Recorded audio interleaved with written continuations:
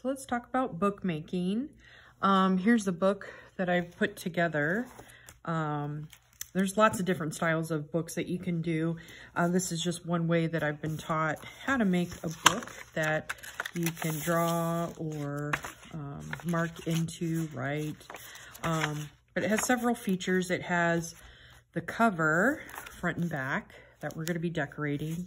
I call this kind of like the window where the spine of the book is. In this particular style, we have to have an opening so that we can kind of go around the spine. So I kind of call that the window. And then I've cut out this shape here on the front and the back just to add a fun decorative element, but you don't have to do that part.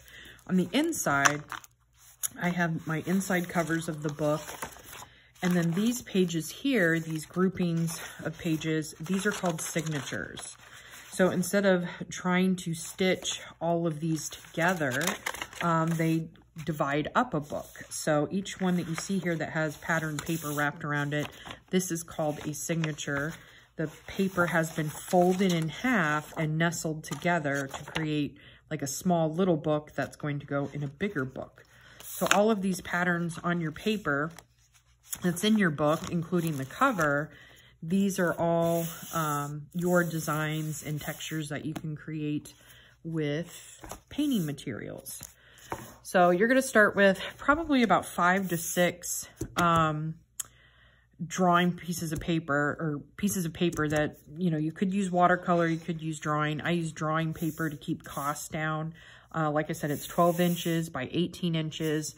And then I've taken paint, so like acrylic paint, and I added about 1/4 to 2/3 of the paint color, and then about 2/3 to 3/4 with paste. How I get in clear paste, how I make my paste is I have a glue powder that I mix with water, and I mix it with the paint, and that keeps it from drying out as quickly.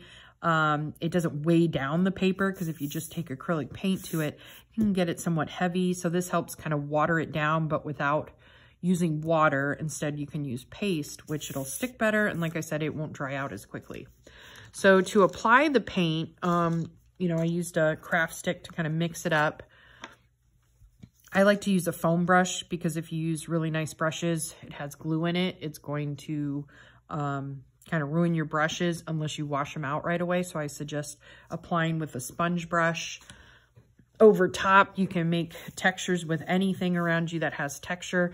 Could be a crinkled up paper towel, some old bristle brushes. I even like to keep like forks, because the little prongs can be used to make textures into your paint and on your paper. Found objects that you can dip into the paint and then dip onto the paper. Here's an example of some pattern paper that I or students have made. So sometimes they start with like a base color and then put designs and textures over top. So you may want to think about a color scheme that you have in mind. They can be random if you want, but sometimes students like to have a particular color. Like I was going for grays, purples, pinks, white, black, anything that's kind of in that field versus like the whole rainbow of colors. So just personal taste. A couple more students have made. So yes, decorate your own paper. Another alternative too is scrapbook paper, printed materials like magazines, wallpaper books, anything, any type of paper. And you can even paint yourself like directly onto your sketchbook if you wanted to, which we're going to talk about what to do with these. So you could paint directly onto your sketchbook or your book that you're making.